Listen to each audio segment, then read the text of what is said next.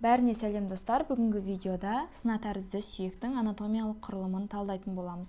Сына тәрізді сүйек ос сфеноидалий деп аталады.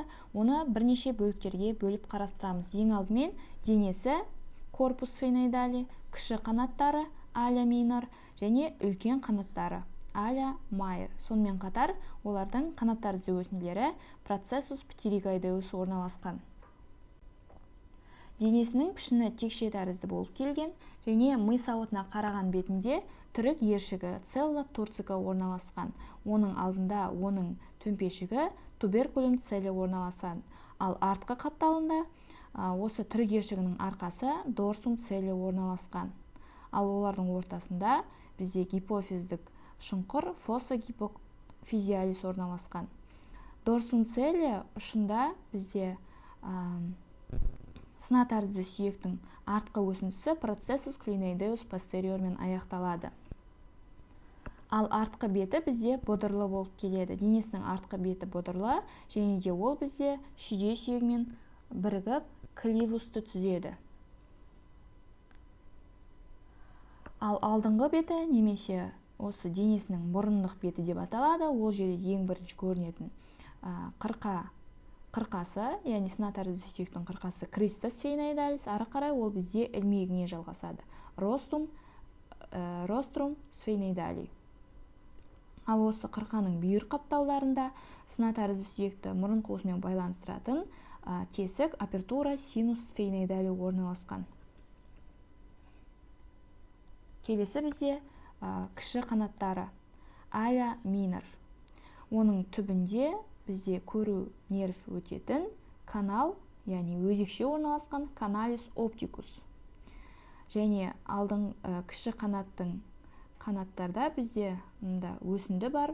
Ол бізде алдыңғы сына тәрізді өсінді процессус клиноидеус антериор болып табылады. Үлкен қанаттары аля майор. Бұл жерде біз көретін ең бірінші тесік, ол домалақ болған домалақ тесік форамен ротундум. Үшкіл нервтің екінші тармағы нервус максиллярис өтеді. Екінші бізде форамен овали, сопақша тесік. Бұл жерден үшкіл нервтің үшінші тармағы нервус мандибулярис өтеді. Және үшінші тесік, ол қылқан тесік дейді, форамен спиносум, менингиальды, средний менингиальный артериялар, веналар өтеді. Түрік ершігінің бүйір қапталында, латеральды жағында бізде екі жағынан бірдей ішкі ұйқы артериясының жүлгесі сулкус каротикус өткен. Бұл бізде үлкен қанаттарының ми сауытына қараған беті болып табылады.